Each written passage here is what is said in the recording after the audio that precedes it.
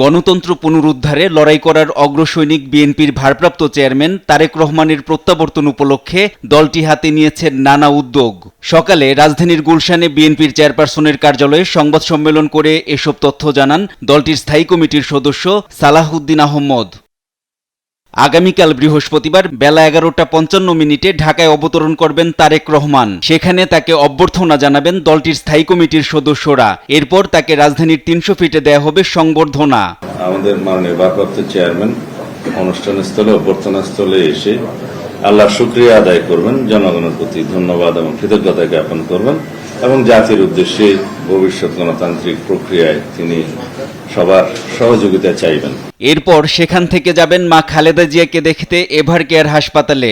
তিনি বিমানবন্দর থেকে সরাসরি তার চিকিৎসাধীন গুরুতর অসুস্থ মা, বাংলাদেশের অভিভাবক দেশনেত্রী বেগম খালেদা জিয়াকে দেখতে হাসপাতালে যাবেন। যেতে চান তার পিতা মহান স্বাধীনতার ঘোষক শহীদ জিয়ার মাজার জিয়ারতে, যেতে চান ভাইয়ের কবরের পাশে। বিএনপির পক্ষ থেকে তারেক রহমানের 26 ও 27 ডিসেম্বরের কর্মসূচি জানানো হয়। শহীদ জিয়ার মাজার জিয়ারত করবেন এবং সেখান থেকে জাতীয় স্মৃতিসৌধে তিনি শ্রদ্ধা জ্ঞাপন করতে যাবেন। এটা 26 তারিখ। 27 তারিখে তিনি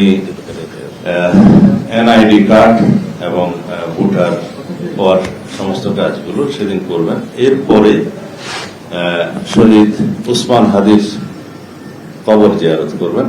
এদিকে নেতাকর্মীদের শৃঙ্খলাবদ্ধ রাখতেও নেওয়া হয়েছে উদ্যোগ, জানান বিএনপির যুগ্ম মহাসচিব রুহুল কবির রিজভী। স্বেচ্ছাকর্মী আছে এবং তারা মানে যেখানেই লোকজন আমাদের দাঁড়াবে, জেলা থেকে লোকজন আসবে, তৃণমূল থেকে আসবে, তাদেরকে সুশৃঙ্খল রাখার জন্য তারা ব্যবস্থা নেবে, তাদেরকে সেইভাবে ইনস্ট্রাকশন দেওয়া আছে। তবে তারেক রহমানের নিরাপত্তা নিয়ে কোনো শঙ্কা নেই বলে জানিয়েছেন তারেক রহমানের প্রধান নিরাপত্তা কর্মকর্তা। নিরাপত্তা ব্যবস্থা সেটা সর্বোচ্চ ব্যবহার করা হবে।